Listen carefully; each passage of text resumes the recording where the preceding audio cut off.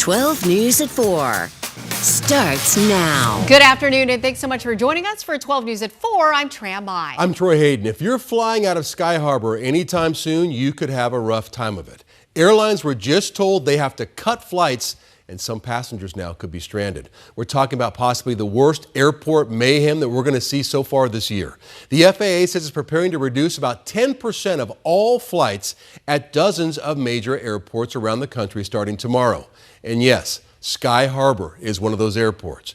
The reason, air traffic controller shortages due to the government shutdown. And who knows how long this will last. Airlines say they got about an hour's notice to rewrite their schedules, and they're scrambling tonight. The CEO of Frontier even warning some people may not get out when they expect to. So let's go live to Gabriella McCara, who is at Sky Harbor. And what are you hearing from passengers and airlines, Gabriella? Well, Tram, Troy, we've been here all day and we've seen the number of delays slightly climb. Right now, Sky Harbor website is reporting just over 80 delays. But when you take a look at the board here, most of them are on time, with just a few of them that have updated departure times.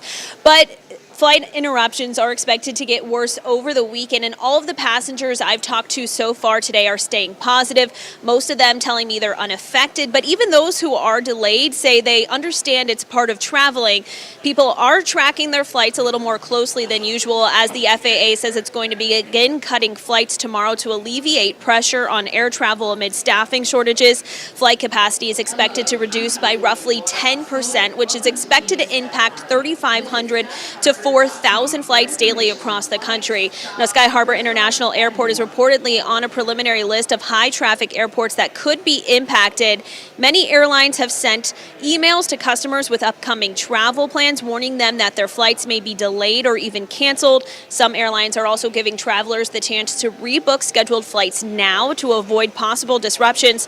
I spoke with people who said they were going to take the chance and fly out today with hopes they're not affected coming back home.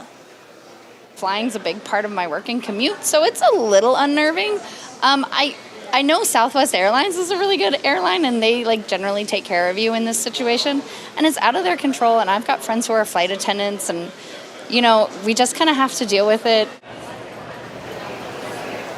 I reached out to both Senators Mark Kelly and Ruben Gallego asking for their response to the government's shutdown impact on air travel. So far, only Kelly's office has gotten back to me saying, quote, "No one wants the federal government to be shut down. This can be resolved quickly if President Trump and Republicans work with us to find an agreement to keep health care prices from spiking, restore SNAP benefits, and reopen the government." But many of the people I spoke with today say they're not so much concerned about this weekend as they are for holiday travel. They're really hoping that the government shutdown ends before those flights are impacted, because we know those are some of the busiest travel days of the year. Many people are also arriving early to the airport and with expectations that there could be longer lines. We're looking at the security wait times right now. All of the gates access points are under 10 minutes, which is good. But people are really encouraged. You can check these wait times online, and you're also encouraged to check your flight status online before coming to the airport. You can also download your airline's app and be up to date with the latest information on that as well. So we'll toss it back to you guys. Yeah, I've got to say I'm very pleasantly surprised, Gabby, with those boards behind you.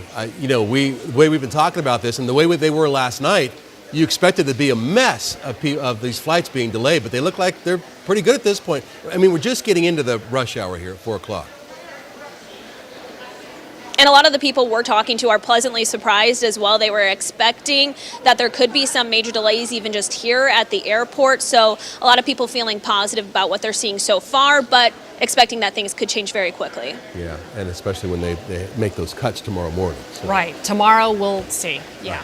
Thank you. Thank you, Gabby. So what do you do if your flight is cut? Check your airline app before you leave. If your flight is canceled, you can ask for a free rebook or a refund.